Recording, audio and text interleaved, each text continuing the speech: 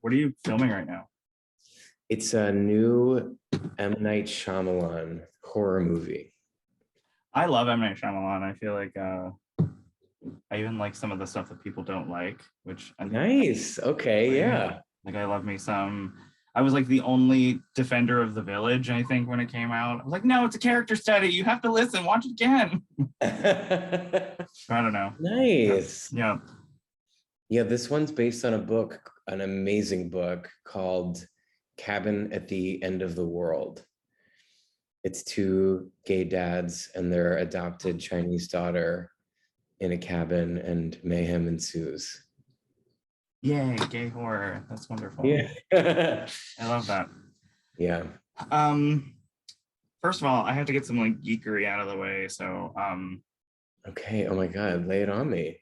I was obsessed with Spring Awakening for so long. I saw you essentially. I have the playbill here somewhere. I was so obsessed with that show for so long, and I feel like I didn't realize how obsessed I was until like 2 days after I saw the documentary. I saw like a small regional production of it with like young actors, and by the end of it, I was like crying like an asshole. Just the importance of like how sexuality needs to be talked about, and how like they did this thing at the end where the people that were in the audience came up onto the stage and they were wearing very contemporary clothes, like trans rights or human rights, stuff like that. It was very emotional, sort of. God, amazing. Yeah, something that I did not expect to have that reaction, because I love the music so much and I love the show so much, that I think the distance from the show probably burrowed somewhere deep in my brain or my heart or something, and watching the documentary and the show just sort of just like came out. Oh my God, same. Yeah, well, I feel like we are not afforded the opportunity ever to have, not just to like look back at material, but to sort of have the original people do that.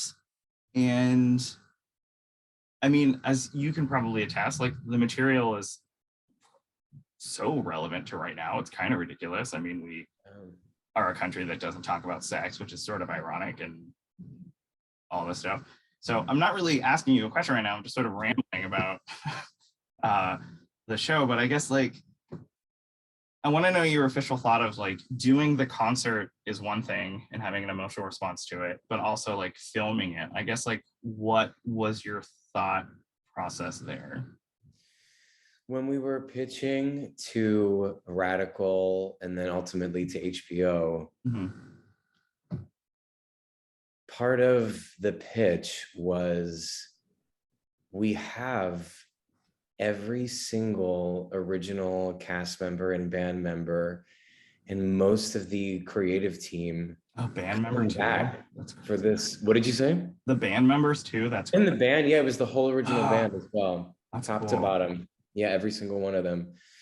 And it started to feel like not only should we capture this performance, but one of the things that's really stuck with me about Spring Awakening is it was such groundbreaking theater. It really took so many risks and broke the mold.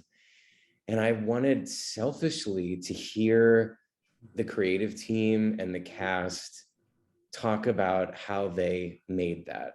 And one of my kind of dreams of this documentary and that I still have is that people will watch it, adults, but also kids are going to watch it and think, hopefully, oh, I can make my crazy idea.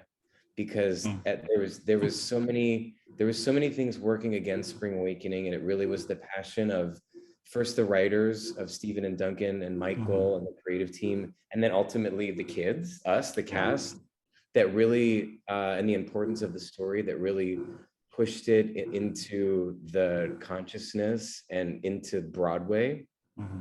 And I want to see more risk-taking art like that. And so I thought, when we were pitching it, it was, let's get everybody talking about how it was made and the sort of minutia of how it went down. And I love that the importance of you mean like Steven Sater talking about watching the Columbine shooting happen on the news and knowing that he had to write a piece of art that spoke to the souls of the youth of America. I mean, that in the documentary is the first moment where I really lose it.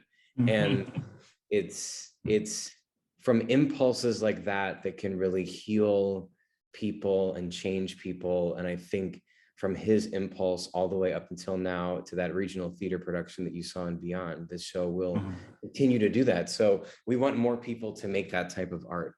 And hopefully this documentary inspires that. Yeah, I do remember seeing it. I think I saw it. I definitely saw it after the Tony Awards because we already had our tickets for it. I remember I was at a Tony Awards party, and when you guys performed, it was sort of just like everyone was so blown away by it, and I felt like a little bit hoity-toity because I was like, I already have my tickets for it, and I'm gonna go see it. And it was I distinctly remember so many images from that show just sitting there because I mean,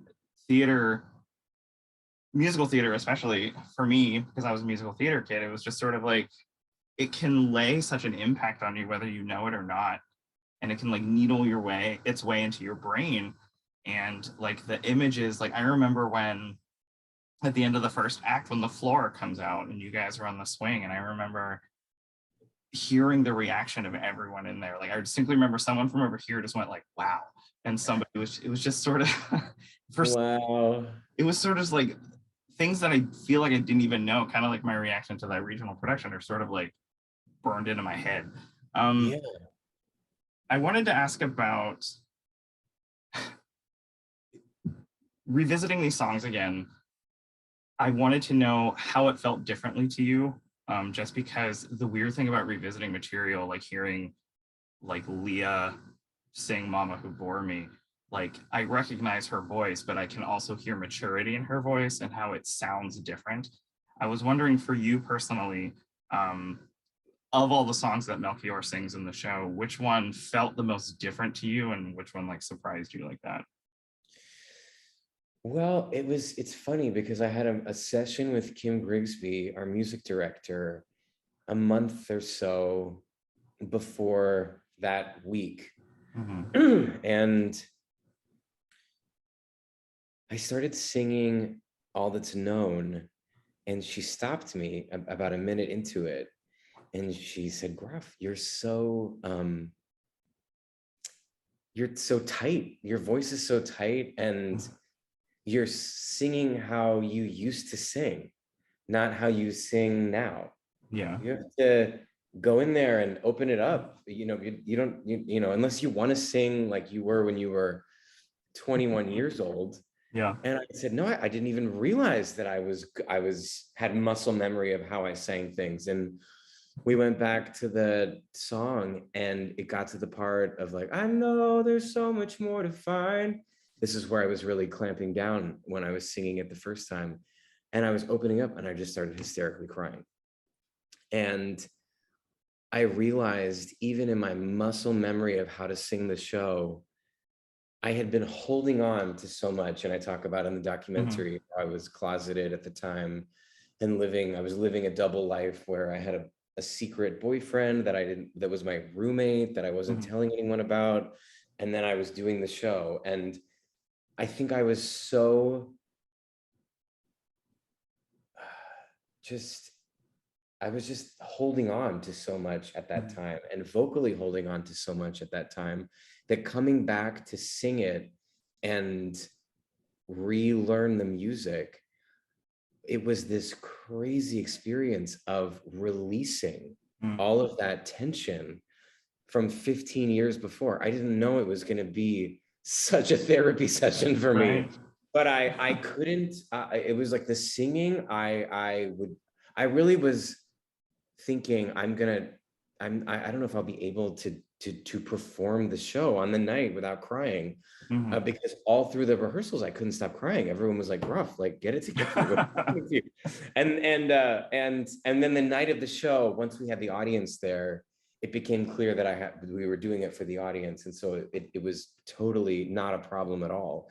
but it was, I think I think we all did actually in different ways. For me, that was my thing and that was my story and my personal experience, but all 15 of us kids, coming back to that material and to each other was very healing and very profound and very therapeutic. And Gallagher and Leah and I went for a drink a couple of nights after the reunion concert, and he said, I think I can live the rest of my life now.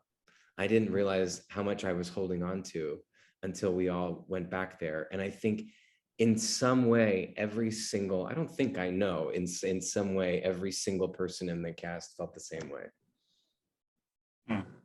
And then as far as specific songs, I would say The Word of Your Body, Oh, I'm Gonna Be Wounded, Oh, I'm Gonna Be Your Wound, that's that impulse that you have when you're young, that love is going to hurt. And then looking back and thinking about that I just thought, wow, these lyrics are so deep. And we knew what they were about. Many of the lyrics in the show, actually, coming back to it, we were all like, oh my God, that's what this meant. We understood it in a different, more mature way. I can't remember who says it in the documentary about bruising each other. There's sort of like I don't know, there's sort of like an inevitability about young love, and you're going to get hurt, or there's like that saying, like you don't really know about yourself in relationships until someone like breaks your heart. I always thought that was that line always stuck out to me anyway. Totally. I think Steven Sater talks about it, about the bruise of love, and I think it is definitely when we're young and we have this feeling of almost being so in love, it's painful, and work through it. And I think even as adults, I mean, I don't think that because I think to love, you really have to risk something. And that risk, inevitably, there will be hurt. I think we hurt each other, hopefully, in less severe ways as we get older and we're able to take care of each other better because we know ourselves better. But that kind of ache of love, I think, can always be there. And you also, I think when you're young, you assume that getting hurt like that or feeling sort of like a profound pain is going to make you like more mature too. So it's a little masochistic in a way. It's really useful masochism that we don't know capable of. Totally. Adults too. I mean, it's like, yes, adults, and yet I'm like, we still experience that to a certain extent. But it's the most powerful when you're young because it's the first time. It's so new to you, of course. You sort of touched on it in a second ago. You say in the interview chair, like, thank God I'm this way. And I think it was sort of going off of the thing that you said about being a gay kid, essentially performing a physical act of sort of straight affection. I have to say that is probably one of the most honest things in the whole thing, because I remember as a gay kid, not even as a kid, even when I was doing like community theater and I was doing like a part in a musical where I had to, have a romantic relationship with a girl. I was like, no one's gonna believe me because I'm like flouncy and I'm like flouncier now, but I mean, there's always that weird insecurity in the back of your head. I guess I wanted to know, like, if you could expand a little bit more on that, just because it's one of the most honest moments in the documentary, and a documentary full of honesty. But I was really taken aback by your reaction to it, and I feel like every single thing that you say, especially in that section, is very beautiful and very honest. I think it took me 15. Oh no, I'm gonna cry. Fuck. I was really just thinking, like, I think I've talked about it enough, and it's gonna not make me emotional, but no, here we go. I think it took me 15 years to be able to talk about it. Even to live it was one thing, and then to come out was one thing, and then to reflect on what that was took a lot of time to have enough distance from it to be able to really look at it. And I think it's a conversation that is still happening. I mean, the generation behind us is so ahead of where we were at that Yeah. age, Mhm. with just so many different levels of expression, whether it comes to sexual identity or identity itself or gender. And what Spring Awakening taught me as well was and the opportunity that it gave me is that even though I was playing the straight character, I was learning how to love, and I was learning how to be sensual and sexual and communicate. And I say in the documentary, I wanted somebody to give me the moves, to give me the choreography. Mhm. And Leah and I were not ever sexual with each other off stage, but we got to explore this intimacy together on stage. Mhm. And it created this chemistry, to be honest. And I learned too, when I went on to do Looking on HBO, sometimes we would have gay playing gay, sometimes we would have straight playing gay. Mhm. And I learned a lot from Raul Castillo, who Mhm. played Richie on Looking, who is straight in real life and playing my primary boyfriend on that show. And we Mhm. had very intimate sex scenes. And he was so open and real and raw and naked, physically and emotionally. And we were in love, and we fell in love in the context of the characters, in the context of the show. Yeah. And that was the first time it was flipped for me, Mm. where I had been the gay guy playing the straight guy with the girl.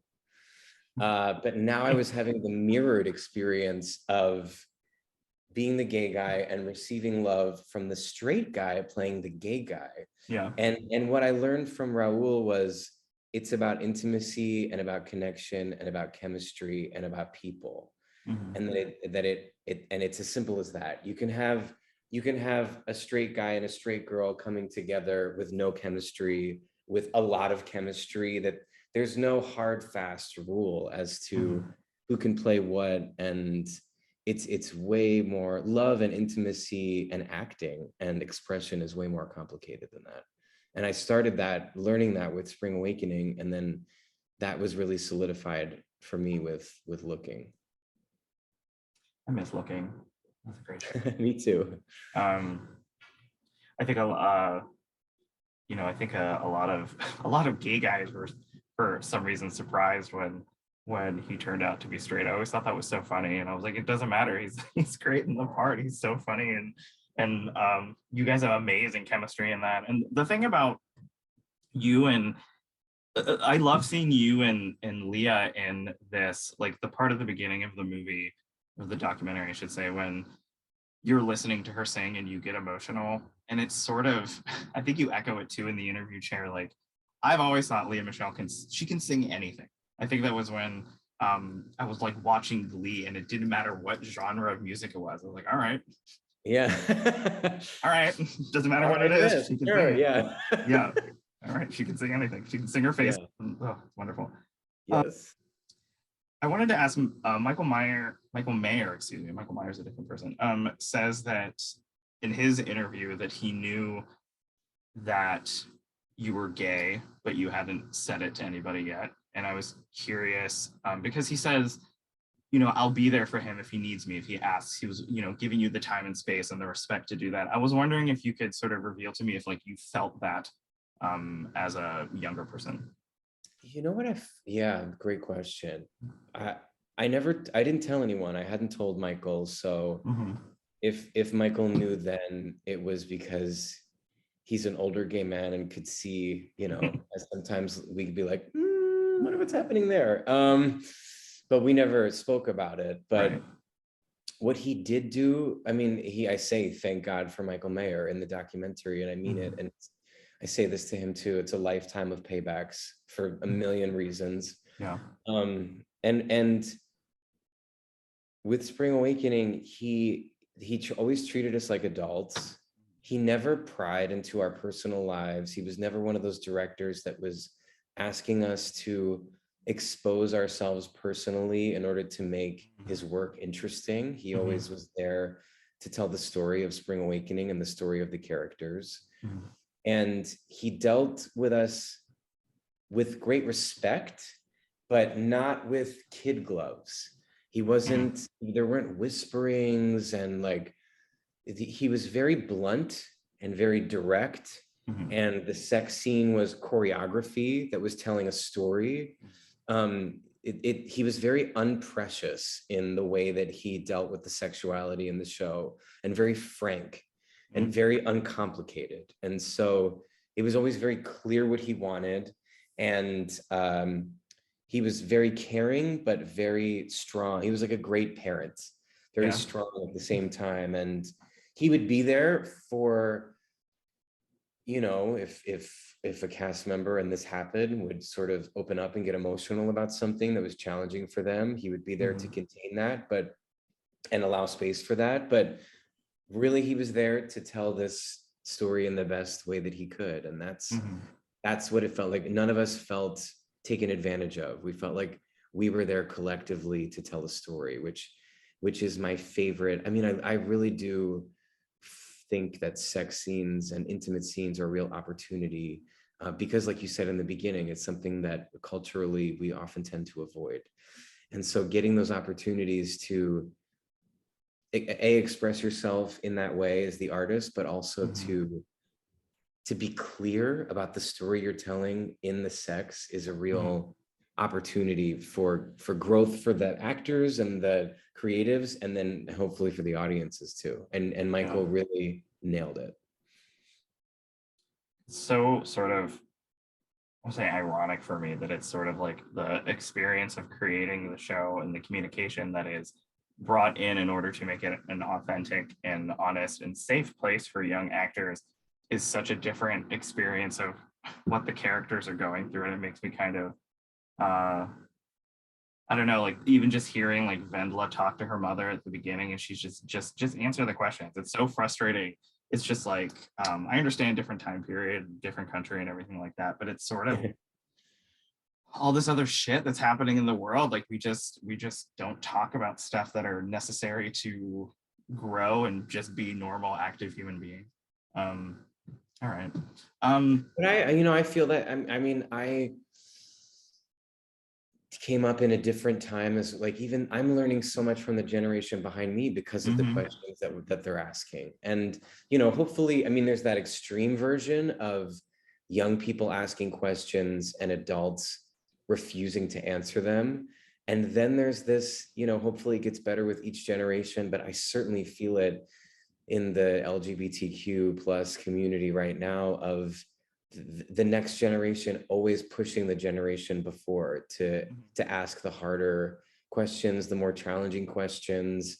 And I do feel that shift continuing, even though I'm not a 1890s school teacher. I do feel questions being asked of the generation behind me, and I live for the challenge and the ways that it makes me scratch my head. So maybe it's just like hopefully a different generational reality for those adults, for us as adults to listen to even what I'm considering kids now, which is what we were. I mean, I consider someone in their late teens or early 20s kids at this point. That's how old we were doing the show.